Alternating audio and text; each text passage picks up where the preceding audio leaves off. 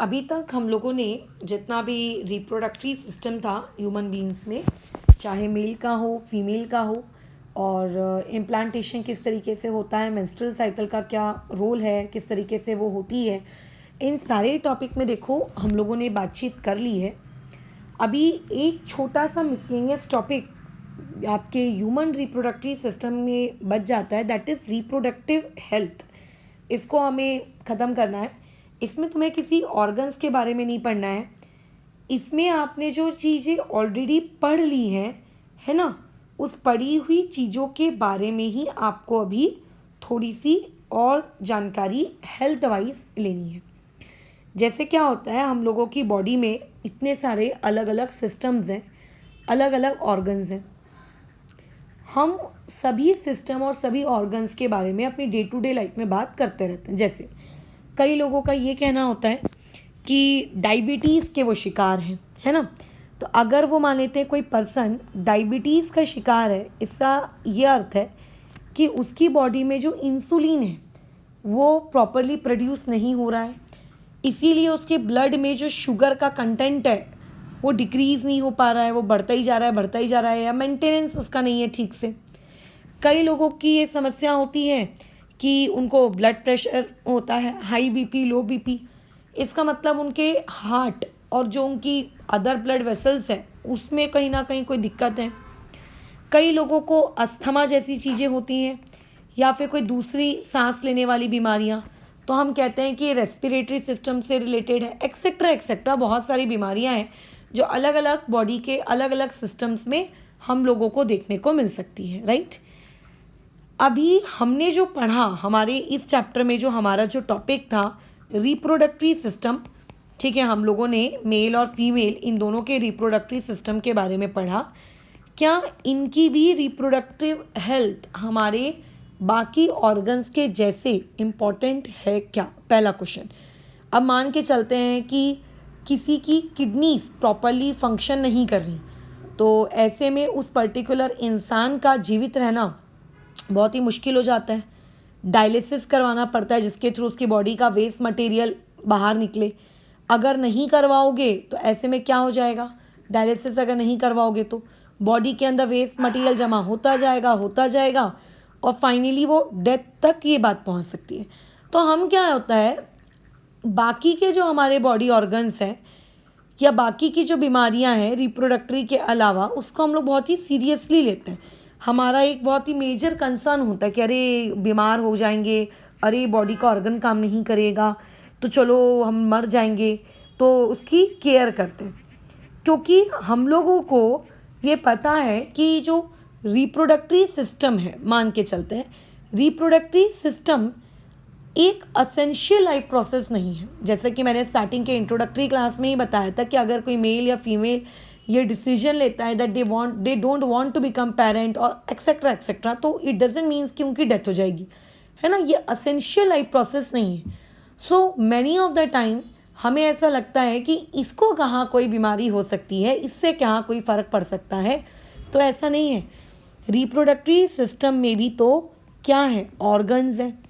अच्छा, reproductive organs को तो तुम छोड़ ही दो, रिप्रोडक्टरी सिस्टम को चलाने के लिए हमारे ब्रेन के अंदर में जो हाइपोथैलेमस जो ग्लैंड होता है, ठीक है, और जो पिट्यूटरी ग्लैंड होता है, ये दोनों भी सोचो काम करते हैं। ऐसा नहीं है ना कि वो अपना अलग थलग एक कोने में पड़ा हुआ है, राइट, और पता नहीं क्या चल रहा है। ये ब्रेन भी इस पर्टिकुलर चीज़ में क्या हो जाता है, इन्वॉल्व हो जाता है। तो हम लोग को का कैसा है, ये सोचना कैसा रहता है कि अरे ये तो एक असेंशियल लाइफ प्रोसेस नहीं है तो इसको इग्नोर कर दो, तो इसकी हेल्थ के बारे में कोई नहीं सोचता। तो रिप्रोडक्टरी सिस्टम की जो हेल्थ है वो किस टर्म्स में नापी जा सकती है, मतलब हमें कैसे पता चलेगा कि हम लोग रिप्रोडक्टरी सिस्टम में हमारी कोई गड़बड़ी है या उस केस में कुछ माल फंक्शनिंग है, क्या मतलब तकलीफ क्या है। जैसे कि अब मैंने बताया था कि 13 ईयर्स एक आइडियल एज मानी जाती है प्यूबर्टी के लिए। गर्ल्स एंड बॉयज़ में अलग अलग चेंजेस होते हैं, इस पे भी हम लोग बातचीत कर चुके हैं। अगर मान लेते हैं किसी भी लड़के या लड़की में ये प्यूबर्टी की जो एज है ये डिलेड है, मतलब एक्सेप्शनली डिलेड है, मतलब जो एक्सपेक्टेड होना चाहिए 13 साल, चलो कोई बात नहीं, 15 साल कोई बात नहीं, 16 साल मान लो तो बहुत ही डिलेड है, ठीक है। तो ऐसे केस में ये भी एक एबनॉर्मेलिटी है, ठीक है, ये भी क्या है, एबनॉर्मेलिटी है, ये बहुत ही कॉमन है। अच्छा, इसके अलावा जो गर्ल्स होती हैं उनके बारे में मैंने तुम्हें क्या बताया था कि प्यूबर्टी जब आती है 13 ईयर्स की एज में, तो फर्स्ट टाइम उनकी बॉडी में जो मेंस्ट्रुअल साइकिल है वो स्टार्ट हो जाती है। अगर मान लेते हैं ये मेंस्ट्रुअल साइकिल कंटिन्यूस नहीं है, जैसे 1 मंथ आ रही है, 2 मंथ गायब, फिर कोई फिक्स पैटर्न नहीं है ना, तो ऐसे केस में ये भी क्या है, एक साइन है कि आपकी रिप्रोडक्टरी हेल्थ अच्छी नहीं है। तो इरेगुलर अगर मान लेते हैं आपकी मेंस्ट्रुअल साइकिल रहती है तो वो भी रिप्रोडक्टरी हेल्थ के लिए अच्छा नहीं है। इसके अलावा मैंने तुम्हें क्या बताया था कि जो बेबी होता है, जो एम्ब्रॉयो होता है, वो यूटेरस के अंदर एंडोमेट्रियम में इम्प्लांट होता है जाकर। कई गर्ल्स या कई लेडीज़ ऐसी होती हैं कि इनका एंडोमेट्रियम जो है वो अंदर की तरफ, मतलब यूटेरस के अंदर की तरफ डेवलप ना होते हुए एंडोमेट्रियम जो होता है वो बाहर की तरफ ग्रो होने लगता है। बॉडी के यूटेरस बाहर की तरफ एंडोमेट्रियम, अंदर की तरफ नहीं। अगर बाहर की तरफ रहेगा तो बेबी को होल्ड कैसे कर पाओगे, राइट। तो ये भी एक समस्या है। अच्छा, कई कपल्स ऐसे होते हैं जिनको डिफ़िकल्टी होती है। किस चीज़ में डिफ़िकल्टी होती है, इन गेटिंग प्रेग्नेंट। अलग अलग उसके रीजंस हो सकते हैं, ठीक है, low sperm count, infertility in womens, etcetera etcetera. तो ये सारी की सारी जो चीज़ें हैं आपकी रिप्रोडक्टरी हेल्थ के इसमें ये आती हैं। तो अब कैसा है कि ये जो रिप्रोडक्टरी हेल्थ, जैसे हम अपनी बाकी बॉडी पार्ट्स का ख्याल रखते हैं, हम लोगों को जो डॉक्टर्स वगैरह हैं उनसे इस पर्टिकुलर अलग अलग अलग अलग मुद्दों पे अगर रहे तो बातचीत करनी चाहिए। बिकॉज बाकी बॉडी पार्ट्स के जैसे ये वाला जो है पार्ट, ये भी तुम्हारी बॉडी का उतना ही इम्पोर्टेंट है। खैर, तो ये इतना सा ही पार्ट था तुम्हारी बुक में रिप्रोडक्टरी हेल्थ के बारे में, और तो कुछ है नहीं इसमें। हाँ, अब रिप्रोडक्टरी हेल्थ के बारे में एक MCQ है जो ऑलमोस्ट एग्जाम्स वगैरह में बहुत ही फेमस तरीके से पूछा जाता है। क्या कभी रिप्रोडक्टरी हेल्थ में या रिप्रोडक्टरी सिस्टम में कोई बीमारी लग सकती है क्या? जैसे हम लोग हमारी बॉडी में कैसे बात करते हैं, अरे देखो इसको ये बीमारी हो गई। जैसे टीवी में कितना ऐड आता है, वो अमिताभ बच्चन पहले एक ऐड करता था भारत सरकार की तरफ से टीबी का, ट्यूबरक्लोसिस का, है ना। और भी ऐसे बहुत सारे आते हैं जिसका गवर्नमेंट ऐड करती रहती है कि ये बीमारी जानलेवा हो सकती है, एक्सेट्रा एक्सेट्रा। तो रिप्रोडक्टरी हेल्थ के बारे में अगर मैं बात करूँ तो एक बीमारी है जिसके बारे में टीवी में बहुत ऐड आता है, बहुत ज़्यादा। अपन उससे बातचीत करते हैं, ज़्यादा डिटेल में हमें नहीं करना है, सिर्फ नाम जानना है। वो होता है आप लोगों का HIV एड्स। ये बीमारी एक ऐसी बीमारी है जो आपके एक पर्सन से दूसरे पर्सन को फैल सकती है अगर वो दोनों आपस में सेक्सुअली कांटेक्ट में अगर आते हैं तो, ठीक है। तो सिर्फ HIV एड्स नहीं, HIV एड्स के अलावा भी, ठीक है, 2-3 आपकी सेक्सुअली ट्रांसमिटेड डिसीज़ है। इनको कहा जाता है STD। STD का मतलब सेक्सुअली ट्रांसमिटेड डिसीज़। पेपर में पूछा जाता है कि give 2 examples of sexually transmitted disease. Sexually transmitted disease का मतलब होता है कि जब एक पर्सन दूसरे पर्सन के साथ सेक्सुअली कांटेक्ट में आता है तो सेक्सुअली कांटेक्ट में आने की वजह से उसकी बीमारी उसको जो ट्रांसफ़र हो जाती है, दैट इज़, हर बीमारी सेक्सुअली ट्रांसमिटेड नहीं हो सकती। फॉर एग्जांपल, एक पर्सन ए है, उसको सर्दी जुकाम है, तो सर्दी जुकाम दूसरे को ट्रांसफ़र हो जाएगा तो उसको भी क्या STD कहेंगे क्या? नहीं, ऐसा नहीं है, ठीक है। जो सेक्सुअल कांटेक्ट की वजह से होती है जो बीमारी ट्रांसफ़र, उसको ही हम लोग STD कहते हैं। खैर, अब STD की जो ये डिसीज़ है इसको 2 कैटेगरीज में क्लासीफाई किया जाता है। एक को हम लोग कहते हैं बैक्टीरियल STD, ठीक है, और एक को हम लोग कहते हैं वायरल। जैसे अगर तुम्हें नॉर्मल सर्दी होती है, नॉर्मल जुकाम होता है, डॉक्टर कैसे हैं, क्या बोलते हैं कि अरे ये बैक्टीरियल इन्फेक्शन है, अरे ये वायरल इन्फेक्शन है। मतलब कुछ बीमारी बैक्टीरियाज की वजह से होती है, कुछ बीमारी वायरसेस की वजह से होती है। तो वैसे ही सेक्सुअली ट्रांसमिटेड डिसीज़ में भी कुछ ट्रांसमिशन बैक्टीरिया की वजह से होता है, कुछ ट्रांसमिशन आप लोगों का वायरस की वजह से होता है। खैर, जो ये बैक्टीरिया वाला जो होता है ना, अब ये चाहे STD में हो या नो STD वाले डिसीजेज में हो, ये बैक्टीरिया वाला जो बीमारी होती है ये कैसा है, क्योर की जा सकती है, ये एक बात का ध्यान रखना, इसे क्योर किया जा सकता है, ये ठीक हो सकती है। और जो वायरल वाली बीमारी होती है ये बेसिकली ठीक नहीं होती, ठीक है, कैन नॉट बी क्योर अभी तक, एटलीस्ट अभी तक इसका हम लोगों ने कोई ऐसा परमानेंट इलाज इसका नहीं ढूंढ पाए हैं, ठीक है, वायरल वाली का। तो इस तरीके से पेपर में पूछा जाएगा कि सेक्सुअली ट्रांसमिटेड डिसीज़ क्या है, तो आप बता देना। लेकिन अगर पेपर में एकदम पर्टिकुलरली मेंशन किया गया, ठीक है, कि बैक्टीरिया से फैलने वाला बताइए, तो बैक्टीरिया से दो बीमारी सेक्सुअली ट्रांसमिट होती है, एक का नाम होता है साइफिल्स, ठीक है, अच्छा, और दूसरा होता है गोनोरिया। ये दोनों नाम आपको याद रखने, ये सेक्सुअली ट्रांसमिटेड डिसीज़ के नाम है बट बैक्टीरिया से।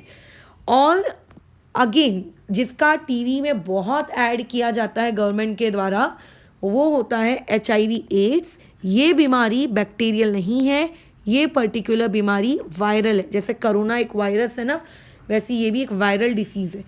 आप जब 9th क्लास में थे या फिर जब आप लोअर स्टैंडर्ड में थे, आपने हेल्थ वाला एक चैप्टर पढ़ा होगा, तो वहाँ पे हेल्थ वाले चैप्टर में एक टॉपिक तुम लोगों को देखना ज़रूर रहा होगा कि वायरल इन्फेक्शंस के प्रति दवाई ढूंढ पाना थोड़ा कठिन होता है as compare to bacteria.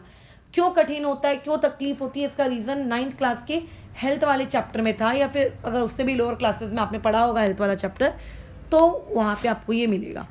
HIV ads के अलावा ये तो सबको पता होता है कि HIV एड्स एक आपका वायरल इन्फेक्शन है, बट पेपर वाले भी बड़े चालू हैं। वो आपसे पता है क्या करते हैं, 2 एग्जाम्पल पूछ लेते हैं। तो एक तो हम सबको याद होता है, दूसरा हमको नहीं पता होता है, तो दूसरा आपको ये याद रखना है, WARTS, वार्ट्स। ये भी एक प्रकार की बीमारी है, बट जिसके बारे में टीवी में बहुत ज़्यादा ऐड किया जाता है वो है आपका HIV एड्स, ठीक है। तो इन बीमारियों से बचा इसी तरीके से जा सकता है कि जिस इंसान को ये बीमारी है उसके साथ सेक्सुअली कांटेक्ट दूर रखा जाए। टीवी में कैसे ऐड आता है कि आप उस इंसान के साथ खाना नहीं खा रहे, आप उससे बात नहीं कर रहे, इस डर से कह रहे कहीं बीमारी हमको भी तो नहीं पकड़ लेगी, तो ये गलत है। ये बीमारियां तभी पकड़ सकती हैं जब एक इंसान का दूसरे इंसान के साथ सेक्सुअल कांटेक्ट हो, अदरवाइज नहीं। नॉर्मल हाथ मिलाने से ये सब से कुछ नहीं होने वाला। ये एक छोटा सा टॉपिक तुम्हारे किसके में था, बुक में था। अच्छा, इसके अलावा एक और छोटा सा टॉपिक तुम लोगों की टेक्स्ट बुक में है, वो ये होता है कि व्हेनेवर जो अपोजिट सेक्स होते हैं जैसे कि मेल और फीमेल, इनके बीच में जब सेक्सुअल कांटेक्ट होता है तो डेफिनेटली ये वाली चीज़ आपका एक रिजल्ट निकाल के देती है, that is known as pregnancy. अब कैसा है, अलग अलग देशों की बात नहीं करते, इंडिया की ही अगर बात करें तो अभी आई थिंक पूरे वर्ल्ड में हम 2nd नंबर में हैं पॉपुलेशन के रिगार्डिंग।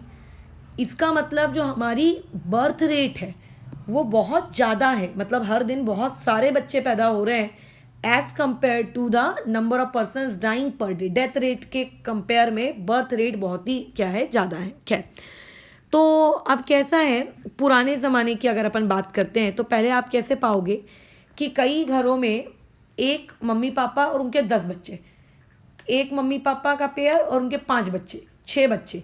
ये इस टाइप का आज से 30 साल पहले, 40 साल पहले तुम लोगों को एक बहुत ही कॉमन सिनेरियो दिखेगा।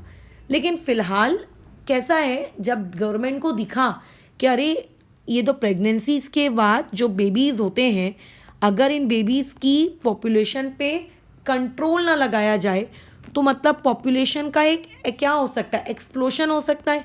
मतलब एक समय ऐसा आएगा जब बहुत ज़्यादा बर्थ रेट हो गई है ना, क्योंकि देखो अगर ज़्यादा बर्थ रेट है मतलब वो बच्चे कभी ना कभी तो बड़े होंगे, उनको भी स्कूल लगेगा, उनको भी आने जाने के लिए गाड़ी वाड़ी लगेगी, वो भी रिसोर्सेज यूज़ करेंगे, पेट्रोल, उनको भी खाना लगेगा, उनके लिए भी खाना चाहिए, मतलब उनको भी रहना है, उनको भी घर चाहिए। तो इनडायरेक्टली जितनी ज़्यादा पॉपुलेशन बढ़ेगी वो उतने ज़्यादा रिसोर्सेज यूज़ करेंगे। अब मान लेते हैं अपने पास एक एप्पल है, खाने वाले 3 लोग हैं, हम 3 स्लाइसेस करेंगे, मज़े से खाएंगे। खाने के लिए एक ही एप्पल है और मान लेते हैं 30,000 लोगों को बांटना है, तो तुम खुद सोचो कितना मिलेगा, मतलब पता भी नहीं चलेगा कि एप्पल खाया है। तो ऐसे में जब पॉपुलेशन बहुत ज़्यादा बढ़ जाती है ना, तो क्वालिटी ऑफ लिविंग जो रहती है लोगों की वो डिग्रेड हो जाती है। कैसा है, जो चीज़ें पहले आसानी से आप ले पा सकते थे अब वो आप आसानी से नहीं ले पा रहे हो। एक पर्टिकुलर ज़मीन है, उसको खरीदने के लिए 50 लोग लाइन में लगे हुए हैं, बोली लग रही है कि कौन ज़्यादा पैसा देगा, मैं खरीदूंगा मैं। तो ऐसे में क्या होगा, जब सब चीज़ों के प्राइसेस हाइक हो जाएंगे तो बहुत सारी एक ऐसी पॉपुलेशन होगी हम में से जो एक स्टैंडर्ड लिविंग या स्टैंडर्ड एजुकेशन को वो नहीं ले पाएगी। तो इसीलिए इस पॉपुलेशन के एक्सप्लोशन से बचना है ना, पॉपुलेशन के इस एक्सप्लोशन से बचना है। तो अब इसको बचने के लिए इससे क्या किया जा सकता है, तो देखो इंडिविजुअल लेवल और एक होता है गवर्नमेंट लेवल पर। गवर्नमेंट ज़्यादा से ज़्यादा क्या कर सकती है, जैसे कुछ कंट्रीज़ ऐसी हैं जहाँ पे बहुत ही स्ट्रिक्ट है कि एक कपल का एक ही बच्चा हो सकता है, बात ख़त्म, दूसरा तीसरा नहीं, मतलब नहीं, एकदम स्ट्रिक्ट। अब उसमें गवर्नमेंट क्या प्रिकॉशन ले सकती है, वो लोगों को समझा सकती है, एजुकेट कर सकती है, एटलीस्ट इंडिया में बस इतना ही कर सकती है वो, है ना, कि किस तरीके से एक बेबी या फिर 2 बच्चे ही ठीक हैं, उससे ज़्यादा नहीं। क्योंकि अगर ऑटोमेटिकली खुद सोचो, कमाने वाली जो इनकम है लेट्स से पेरेंट्स की, वो मान लेते 50-60 हज़ार है, ठीक है। अच्छा, अब मान लेते हैं उनके 6 बच्चे हैं, तो क्या वो हर बच्चे को उतनी अच्छी स्टैंडर्ड ऑफ लाइफ प्रोवाइड कर पाएंगे? नहीं कर पाएंगे। तो इसीलिए हम लोग उनको क्या कर सकते हैं, सिर्फ और सिर्फ गवर्नमेंट उन्हें एजुकेट कर सकती है कि एक घर में अगर आपके पास बहुत सारे लेट्स से बच्चों की टीम है तो आप उनको एक स्टैंडर्ड लाइफ नहीं दे सकते, ठीक है। आपको उनको बताना पड़ेगा कि इस पर्टिकुलर चीज़ को आप कंट्रोल करिए, इसको सिर्फ और सिर्फ क्या करिए, आप लिमिटेड 1 तक रखिए, 2 तक रखिए। तो ये सिर्फ रिस्पॉन्सिबिलिटी गवर्नमेंट की नहीं है, ये रिस्पॉन्सिबिलिटी एक इंडिविजुअल लेवल पे एक इंसान की भी होती है, ठीक है, कि वो समझे इस पॉइंट को कि क्यों ये बोला जा रहा है और वो कैसा इस चीज़ को लिमिटेड रखे। खैर अब तो लोग काफ़ी रखते भी हैं, बट स्टिल अभी भी कई ऐसे लोग हैं जिन्हें नहीं पता, जिन्हें जानकारियाँ ही नहीं पता कि क्यों ज़रूरी है, जिन्हें ये नहीं पता कि इस चीज़ को कैसे लिमिट किया जाए, है ना, उनको ये सब नहीं पता। तो गवर्नमेंट एक्चुअली उनको क्या करती है, एजुकेट करने का काम करती है कि आप किस तरीके से इस चीज़ को लिमिट आउट कर सकते हो। अब जिसके अलग अलग तरीके हैं, अलग अलग तरीक़ों को टीवी के एड्स के वाया डिस्प्ले किया जाता है, ठीक है, और उसमें लोगों तक जागरूकता फैलाई जाती है। जैसे कि वन ऑफ द टेक्निक्स के बारे में हम बात करते हैं। देखो, एक बहुत ही फेमस है टेक्निक, ठीक है, उसे हम लोग कहते हैं सर्जिकल मेथड, ठीक है, इसे हम लोग क्या कहते हैं, सर्जिकल मेथड। अच्छा ठीक है, अब देखो सर्जिकल मेथड में ये बेसिकली एक परमानेंट सोल्यूशन होता है, ये कोई टेम्पररी सोल्यूशन नहीं होता है, ठीक है, ये होता है परमानेंट सोल्यूशन। फॉर एग्जांपल एक लेडी है, ठीक है, सर्जिकल मेथड दोनों में होते हैं, ये एक लेडी के अंदर भी किया जा सकता है सर्जिकल मेथड और ये एक मैन के अंदर भी किया जा सकता है। अच्छा, लेकिन इंडिया में और अलग अलग देशों की भी अगर बात करूँ तो आदमियों के अंदर जो सर्जिकल मेथड से बच्चों की क्वांटिटी को लिमिट आउट करवाया जाए, इसकी अगर आप स्टडी करेंगे तो आपको बहुत कम ही मिलेगा रेट, कि 100 में से कोई मुश्किल से एक आधी आदमी ये सर्जिकल मेथड करवाता है, अदरवाइज नहीं करवाते। वुमेंस केस में आपको ये चीज़ बहुत ज़्यादा देखने को मिलेगी। कैसा रहता है सर्जिकल मेथड में, जैसे मान लेते हैं कोई लेडी है, उसके 2 बेबीज़ हैं, ठीक है, अब उनको ये चीज़ उन कपल ने डिसाइड कर ली कि हाँ हमको तीसरा बेबी नहीं चाहिए, तो वाया सर्जिकल मेथड वो जो उन लोगों के बॉडी के अंदर डॉक्टर्स क्या करते हैं, उनके कुछ ऑर्गन्स कट कर देते हैं सच दैट कि बेबी ही ना हो, मतलब फिर फ्यूचर में बेबी ही ना हो, वो ऐसा कर देते हैं। So this is known as surgical method. मैं डायग्राम के थ्रू बताती हूँ कि सर्जिकल मेथड क्या होती है आगे, बट अभी सुन लो कि अच्छा कौन कौन सी मेथड्स हैं हम लोगों के पास। सर्जिकल मेथड के अलावा एक होती है आप लोगों की कॉन्ट्रासेप्टिव पिल्स। कॉन्ट्रासेप्टिव पिल्स मतलब आप बेसिकली दवाइयाँ खाते हो, उन दवाइयों के बेसिस पर आप इस पर्टिकुलर प्रेगनेंसी वाली चीज़ को अवॉइड कर सकते हो, ये एक मेथड होती है, ठीक है। टीवीज़ में इसके ऐड देती है गवर्नमेंट, ताकि जो लोग नहीं पढ़े लिखे हैं या जिनको नहीं पता है उन तक ये जानकारी पहुंच सके, है ना।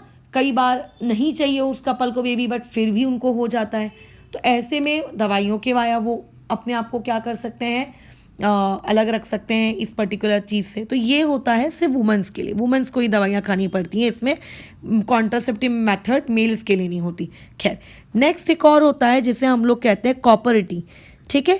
कॉपर टी इसीलिए कहा जाता है क्योंकि कॉपर का बना हुआ होता है और टी शेप का ये पर्टिकुलर आपका छोटा सा इंस्ट्रूमेंट होता है। डॉक्टर्स, नर्सेज जो ट्रेंड होते हैं इस काम में, ऐसा नहीं है कि मार्केट से लाया और घर में खुद ही यूज़ कर लिया, ऐसा नहीं।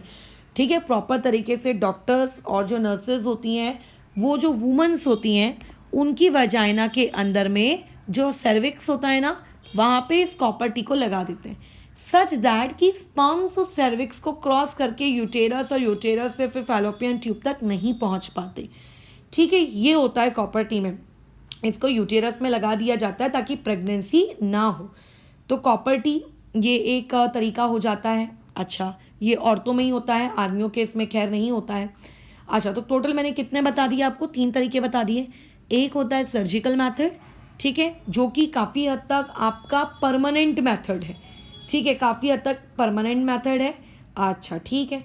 और उसके बाद एक होता है कॉन्ट्रासेप्टिव मेथड, जिसमें दवाइयाँ खानी पड़ती हैं, है ना। कॉन्ट्रासेप्टिव मेथड का मतलब बेसिकली है मेडिसिन।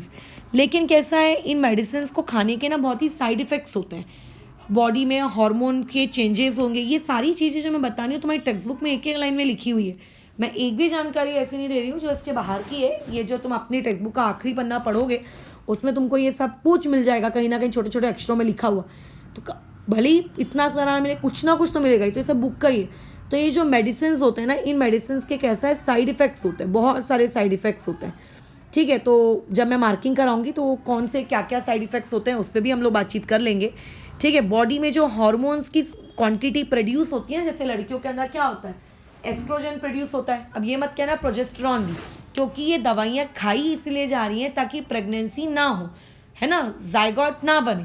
तो अगर जाइगोट ही नहीं बनेगा तो तुम ये कैसे बोलोगे कि प्रोजेस्टेरॉन भी रिलीज़ होने वाला है, राइट। अच्छा, खैर, तो वैसे बाद में होता है प्रोजेस्टेरॉन रिलीज थोड़ा बहुत क्वांटिटी में, जब हम लोगों के LH का लेवल पीक पे होता है। बट उन हार्मोन्स की जो भी हमारी बॉडी में क्वांटिटी होती है कि इतना तो मिनिमम बॉडी में होना ही चाहिए, उसको ये डैमेज कर देता है। उसको ये क्या कर देता है, डैमेज कर देता है। बताओ, तो ऐसे केस में contraceptive method is not at all a good option. ठीक है, बिल्कुल भी एक गुड ऑप्शन नहीं है, क्योंकि इसमें लॉन्ग टाइम तक अगर आप इस चीज़ को यूज़ करोगे तो आपकी बॉडी में आपको कुछ ना कुछ चीज़ें देखने को मिलेंगी ही मिलेंगी। ठीक है। अच्छा, हर चीज़ के देखो कोई ना कोई डिसएडवांटेजेस है। जैसे सर्जिकल मेथड है, उसका भी डिसएडवांटेज है। कॉपर टी आप लगा रहे हो, उसका भी वैसे उसके डिसएडवांटेज बहुत ही कम है, बट स्टिल हर चीज़ के थोड़े बहुत तो डिसएडवांटेज रहते ही हैं। अब जैसे मान लेते हैं किसी आप ऐसे पर्टिकुलर इंसान के पास चले गए जो वेल तरीके से ट्रेन नहीं है इस काम को करने के लिए, सर्जिकल काम करने के लिए, उसने प्रॉपर तरीके से हाइजीन मेंटेन नहीं की, है ना, इंस्ट्रूमेंट्स जो यूज़ किए गए हैं वो प्रॉपरली नहीं है अच्छे से सैनिटाइज वगैरह, तो ऐसे में क्या होगा, किसी दूसरे इंसान का इन्फेक्शन आपको पकड़ सकता है। So there are many possibilities, right.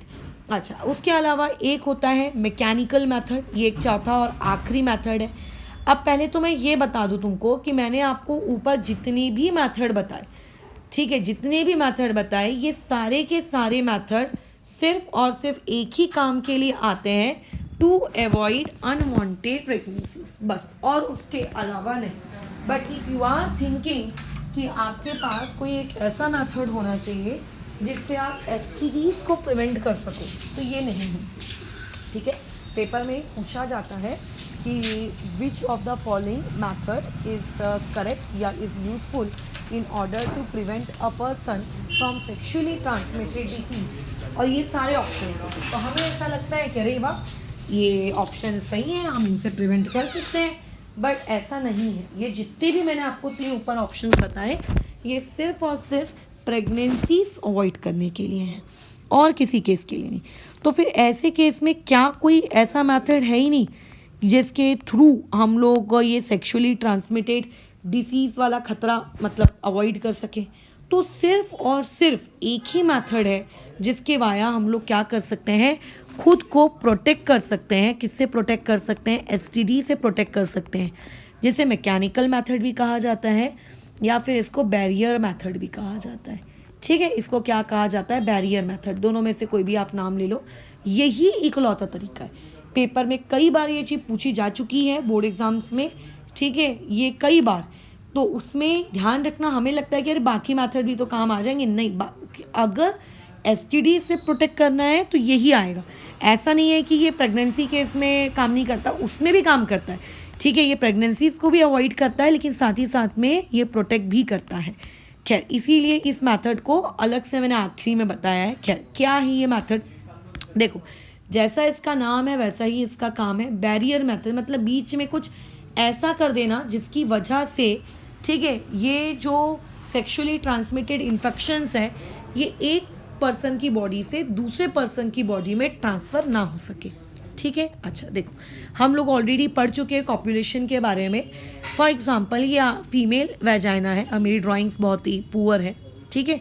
ये मान लेते हैं फीमेल वेजाइना है। हम जानते हैं कॉपुलेशन के दौरान जो मेल होता है, मेल का जो सेक्स ऑर्गन होता है वो इस तरीके से फीमेल वेजाइना के कांटेक्ट में ये चीज़ आ जाती है, राइट। अब कांटेक्ट में अगर आया है, इसका मतलब सबसे ज़्यादा ट्रांसमिशन का खतरा इसी स्टेज में होता है। अगर उस पर्सन की बॉडी में कोई भी इन्फेक्शन होगा, मेल फीमेल किसी की भी बॉडी में हो सकता है, ऐसा नहीं किसी मेल या ऐसा नहीं किसी फीमेल, किसी की बॉडी में भी हो सकता है, तो उस इंसान की बॉडी का इन्फेक्शन इधर से उधर या उधर से इधर जाया जा सकता है ना। तो हम लोग क्या करते हैं, हम लोग बैरियर मेथड यूज़ करते हैं। अब देखो, ये जो बैरियर मेथड होता है ये वैसे मेल में भी अवेलेबल होता है, ये फीमेल्स में भी अवेलेबल होता है, राइट। बट फीमेल्स वाला उतना ज़्यादा फेमस नहीं है, ठीक है, और थोड़ा कॉम्प्लिकेटेड भी होता है इसको यूज़ करना, तो इसीलिए मतलब उतना आपने सुना भी नहीं होगा इसके बारे में। लेकिन जो मेल वाला जो बैरियर मेथड है, ये इसके बारे में आपने टीवीज़ में ऐड देखा होगा, बुक्स में आपने अगर इस चैप्टर को रीड किया होगा तो डेफिनेटली आपको ने पढ़ा होगा। तो ये बैरियर मेथड में देखो हम लोग क्या करते हैं, हम लोग ये जो वेजाइना या पेनिस दोनों में से तुम्हें जो जिसका भी बैरियर मेथड पढ़ना है, लेट्स से मैंने अभी फ़िलहाल वेजाइना के बारे में बताया, तो हम लोग क्या करते हैं वेजाइना के जैसा ही शेप का, ठीक है, उसके अंदर एक क्या करते हैं, एक लेयर, एक पर्टिकुलर एक लेयर ऐसी लगा देते हैं, ठीक है। ड्यूरिंग कॉपुलेशन हमेशा परमानेंटली नहीं लगा के रखते, उस दौरान ये लगा देते हैं। तो क्या होता है कि अच्छा फिर आफ्टर कॉपुलेशन आप इस लेयर को ऐसे रिमूव भी कर देते हो। तो अगर कोई गंदा इन्फेक्शन पहुंचा भी होगा तो क्या वो वाइट कलर की बाउंड्री तक पहुंच पाया? नहीं, वो तो ब्राउन कलर की बाउंड्री पे पहुंचा, और ब्राउन कलर की बाउंड्री को बाद में हमने खींच के बाहर फेंक भी दिया। तो इस तरीके से वो क्या कहला रहा है, एक बैरियर। क्यों? क्योंकि वो पिंक क्या नाम है, वाइट कलर की बाउंड्री और येलो कलर की बाउंड्री को आपस में कांटेक्ट में नहीं आने दे रहा है, ठीक है। तो ये फीमेल के अंदर। अब लेट्स से जैसा कि मैंने बताया कि फीमेल्स के अंदर ये उतना ज़्यादा फेमस नहीं है ना, और इसीलिए आप लोगों को फीमेल्स के इसमें ये बहुत ही कम देखने को मिलेगा। तो खैर अब मैं इस चीज़ को हटा देती हूँ। फीमेल लेट्स से मान लेते हैं इस तरीके का कोई भी बैरियर लेट्स से यूज़ नहीं कर रही, ठीक है। अच्छा, तो क्या ये बैरियर मेथड से फीमेल्स के लिए है? नॉट एट ऑल, मेल के लिए भी है। मेल के केस में क्या होता है, जैसा हमने फीमेल के केस में किया है वैसे ही मेल केस में करते हैं कि वो जो ब्राउन कलर का जैसा आप लोगों का एक कोटिंग हम लोग जैसे मान लेते हैं कि पेनिस के ऊपर ये लगा दिया। अब क्या होगा, मीटिंग के दौरान, सेक्सुअल एक्टिविटी के दौरान, कॉपुलेशन के दौरान, अब कभी भी आपकी वो वाइट कलर की बाउंड्री उस येलो कलर की बाउंड्री के डायरेक्ट कांटेक्ट में आ पा रही है क्या? नहीं आ पा रही। तो जो भी इन्फेक्शन का ट्रांसमिशन होगा क्या वो उस मेल के बॉडी ऑर्गन से निकल के क्या कभी फीमेल के बॉडी ऑर्गन तक जा पाएगा? नहीं, वो तो उस येलो ब्राउन तक जा पाएगा और बाद में उसको भी निकाल के इस तरीके से फेंक दिया जाएगा। So this are the mechanical methods by which you can avoid, ठीक है, एसटीडी। अवॉइड मैंने बोला है, मैंने ये नहीं बोला है कि 100% आप प्रोटेक्ट कर सकते हो। 100% प्रोटेक्शन की गारंटी ये मेथड नहीं लेता है, बट बाय मैक्सिमम आप इसमें कम से कम अवॉइड कर सकते हो, ये बेसिकली रहता है। तो फिर 100% तरीका कोई है क्या? नहीं, 100% तरीका नहीं है, ठीक है, 100% तरीका नहीं है। इवन ऐसा ज़रूरी नहीं है कि एसटीडी डिसीज से सेक्सुअल कॉन्टैक्ट से ही फैलती है। मान लेते एक पर्सन है, वो एसटीडी से संक्रमित है, उसका ब्लड गलती से आपकी बॉडी में ट्रांसफ़र कर दिया गया तो भी फैल सकती है। आपके डॉक्टर ने उस इंसान को इंजेक्शन लगाया, उस इंसान का यूज्ड इंजेक्शन अगर तुमको लगा दिया तो भी हो सकता है। तो there are various other methods too. हाँ, टॉवल शेयर करने से, साथ में बैठ के खाना खाने से, ये सब नहीं, ठीक है, जिसमें आपके ब्लड से कांटेक्ट किया जा सकता है, उन मेथड से भी ये फैल सकती है, ठीक है। बट अभी हम लोग वो सारे मेथड में नहीं जा रहे हैं क्योंकि हमारा चैप्टर वो नहीं है। खैर, और these mechanical methods are known as condoms. ये इस तरीके से फीमेल मेल दोनों में रहता है, बट फेमस वो फीमेल में बिल्कुल नहीं है। तो दीज आर द 4 मेथड्स।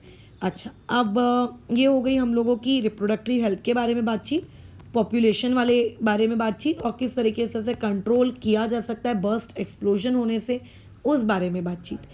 अब कैसा है, जो मैंने ऊपर तुमको बताया था सर्जिकल मेथड, कि आदमियों में भी होता है औरतों में भी होता है, उस पर हम लोग थोड़ी सी बातचीत कर लेते हैं कि आखिर सर्जिकल मेथड है क्या। तो देखो, सर्जिकल मेथड को समझने के लिए इस पर्टिकुलर इमेज को देखो। मैं ऑलरेडी आप लोगों को मेल रिप्रोडक्टरी सिस्टम पढ़ा चुकी हूँ। अभी ये जो डायग्राम तुम्हें दिख रहा है, तुम्हें अच्छे से जानते हो कि ये डायग्राम क्या है। अच्छा, इस डायग्राम में जो आपको ये पाइप लाइक स्ट्रक्चर दिख रहा है, इस बेसिकली स्पर्म डक्ट या फिर इसको वास डेफरेंस भी कहते हैं। इसी से तो स्पर्म ट्रैवल करते हुए कहाँ जाता है, ऊपर की तरफ जाता है। अब सर्जिकल मेथड में क्या होता है, डॉक्टर्स इस स्पर्म डक्ट को काट देते हैं। ये देखो काट दिया, दिख रहा है, इसको काट देते हैं। अच्छा, काटने के बाद क्या ये हवा में लटकता रहता है क्या? नहीं, इसको काट के बांध दिया जाता है ऐसे। तुम थोड़ा गूगल करना इमेज, तुम्हें दिखेगा। सच दैट कि स्पर्म यहाँ से निकलता तो है बट ऊपर जा ही नहीं पाता। अगर ऊपर नहीं जा पाता है तो फिर तुम ये समझो कि यहाँ से होते हुए फिर वो यूरेथ्रोजेनाइटल डक्ट तक कैसे जाएगा।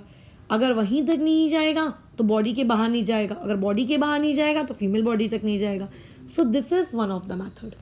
इसे कहते हैं हम लोग सर्जिकल मैथड, जिसमें मेल्स केस में जो उनका वास डिफरेंस होता है, इसको छोटी सी सर्जरी के द्वारा बोलो क्या किया जाता है, कट कर दिया जाता है। कट करके ऐसा खुला नहीं छोड़ देते, उसको टाई अप किया जाता है प्रॉपरली तरीके से, ठीक है, सच दैट कि स्पर्म्स आगे ट्रैवल नहीं कर पाए, ठीक है। और बायोलॉजी की भाषा में, ठीक है, अगर मैं बायोलॉजी की भाषा में बात करूँ तो इस पर्टिकुलर मेथड को एक बहुत ही स्पेशल नेम दिया जाता है। This is known as vasectomy, ठीक है। इसे क्या कहा जाता है, vasectomy. Vasectomy is a surgical method in male, ठीक है, इन विच वैस डेफरेंस दोनों cutted and tight so that sperms cannot travel further, ठीक है, ये ऐसा बराबर। अच्छा, उसके अलावा एक और होती है दूसरी method, that is known as tubectomy. But जो ट्यूबेक्टॉमी है वो किस में की जाती है, वो फीमेल्स में की जाती है। तो थोड़ा ये वर्ड्स को ध्यान रखेंगे कि मेल के अंदर कौन सी मेथड हो रही है, फीमेल्स के अंदर कौन सी मेथड हो रही है, क्योंकि इसमें कन्फ्यूजन हो जाता है कई बार कि वैसेक्टॉमी मेल में थी कि ट्यूबेक्टॉमी मेल में थी। तो ये तुम लोगों को ध्यान रखना है कि वैसेक्टॉमी एंड ट्यूबेक्टॉमी किस में है, ट्यूबेक्टॉमी फीमेल में है। इसमें भी वही सेम चीज़ होती है। सर्जिकल मेथड से डॉक्टर्स क्या करते हैं, ओविडक्ट को कट कर देते हैं। जैसे कैसा रहता है, देखो ये आप लोगों का ओवैरी रहती है, इसके अंदर ओवा रहती है, यहाँ पे फिंगर लाइक प्रोजेक्शंस होते हैं उस ओवा को कैच करने के लिए, मैंने बताया था ऑलरेडी पढ़ाते वक्त, राइट। अच्छा, उसके बाद यहाँ से क्या शुरू हो जाती है, बोलो ओविडक्ट शुरू हो जाती है, तुम्हें शायद याद होगा, है ना। अच्छा, फिर यहाँ पे आपका एग निकल कर बाहर आता है, ये उसको कैच कर लेता है और फिर ओवा इस तरीके से आगे जाती है। डॉक्टर्स क्या करते हैं, इसको यहाँ से काट देते हैं, ठीक है। काट देने के बाद क्या हो जाता है, आपका जो ओवा है वो वहाँ तक तो पहुँच गया, जहाँ तक कटिंग हुई है वहाँ तक तो पहुँच गया, बट उसके आगे वो ट्रैवल नहीं कर पाता। और अगर उसके आगे वो ट्रैवल नहीं कर पा रहा है तो तुम खुद सोचो कि जब ओवा ही आगे नहीं जाएगा बॉडी में, है ना, अगर ओवा ही बॉडी में आगे नहीं जाएगा तो बिना ओवा के जायगोट कैसे बनेगा, और बिना ओवा के अगर जायगोट नहीं बनेगा तो ऐसे केस में प्रेगनेंसी के तो चांसेस है ही नहीं। खैर, बट ये वाली जो चीज़ है ये बहुत ही प्रोफेशनल डॉक्टर्स के द्वारा करवानी चाहिए, है ना। अच्छा, दूसरी चीज़ ये कैसा रहता है, परमानेंट मेथड है काफ़ी हद तक इसमें, क्योंकि फिर बाद में हो सकता है, क्योंकि अब तो मेडिकल साइंस बहुत आगे बढ़ गई, आप इसको वापस से करवा लो, ठीक, लेकिन फिर भी इसको तब तक लोग नहीं करते जब तक उनका ऐसा ना हो कि हाँ करके अब हमें इसके बाद नहीं चाहिए, ठीक है। अच्छा, लेकिन सर्जिकल मेथड में पता है एक मेथड और आता है जिसे मान्यता नहीं दी गई है कई देशों में इंक्लूडिंग अवर इंडिया, ठीक है। वो होता है आप लोगों का एबॉर्शन। इस वाले को इसीलिए मान्यता नहीं दी गई है बिकॉज इस वाली टेक्निक का बहुत ही गलत इस्तेमाल ऑलरेडी हमारे देश में किया जा चुका है। तुम अगर 2011 का सेक्स पॉपुलेशन सर्वे अगर देखोगे तो 1000 मेल्स में सिर्फ और सिर्फ इंडिया में 696 फीमेल्स थी, मतलब 300-350 फीमेल्स कम। और 2011 का मैं बता रही हूँ, ठीक है, 2021 का तो खैर अभी होने का होगा, अभी होगा तब पता चलेगा कि क्या नया है sex population survey record, but 2011 का हर 10 साल में होता है ना, तो 10 साल पहले ये था। और उस दौरान जो हरियाणा था, हरियाणा में नॉर्थन इंडिया की मैं अगर बात करूँ, उस तरफ फीमेल्स का मेल के साथ जो अगर मैं रेशियो देखूं, ठीक है, वो बहुत ही कम था। क्या होता था, जो आपकी सोनोग्राफी नामक एक टेक्निक होती है, जब आपका एम्ब्रॉयो इतना डेवलप हो जाता है कि उसके बॉडी ऑर्गन्स विजिबल हो जाते हैं, जिसको हम लोग क्या कहते हैं, फीटस, है ना, जब पहचान में आ जाता है कि लड़का है कि लड़की है, तो सोनोग्राफी के थ्रू लोग क्या करते थे, पता कर लेते थे, ठीक है। और जब वो पता कर लेते थे तो होता क्या था कि उनको नहीं फीमेल लड़की तो नहीं चाहिए, है ना, तो फिर वो उस लेडी का जबरदस्ती कैसा एबॉर्शन करवा देते थे। इसकी वजह से जो सेक्स रेशो था, यानी कि लड़का वर्सेस लड़की, लड़कों में कितनी लड़कियां हैं, राइट, ये क्या हो गया था, काफ़ी घट गया था। लेकिन ये 2011 की बात है।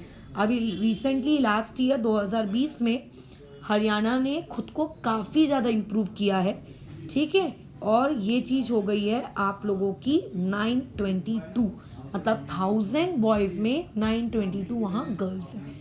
इस रूल को इम्प्लीमेंट करने के बाद कि नहीं, अबॉर्शन वगैरह जो है अगर होगा तो वो नियम कायदों से होगा, विदाउट सेक्स डिटर्मिनेशन।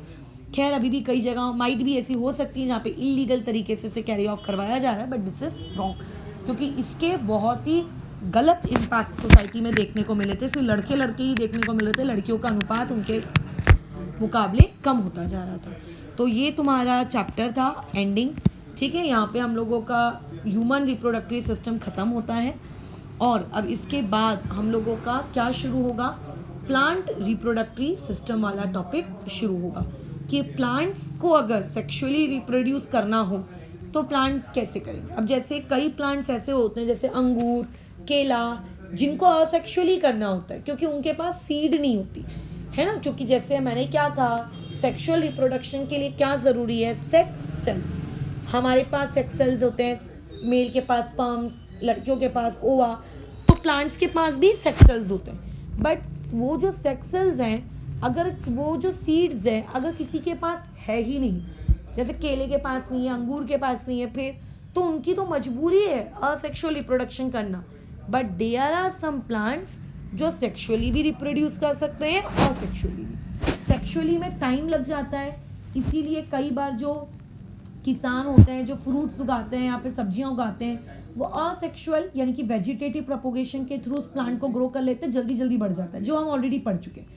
लेकिन अगर मान लेते हैं कल को किसी प्लांट को सेक्सुअली रिप्रोड्यूस करना रहा तो उसका क्या तरीका होगा, वी विल डिस्कस टुमारो, ठीक है। बट यहाँ पे जो अपना पूरा का पूरा ह्यूमन बींग्स का रिप्रोडक्शन था, वो वाला पार्ट यहाँ पे ओवर होता है, ठीक है। और इसके बाद हम लोग अभी कल से प्रोबेबली प्लांट्स वाला यूज़ करेंगे, ठीक है।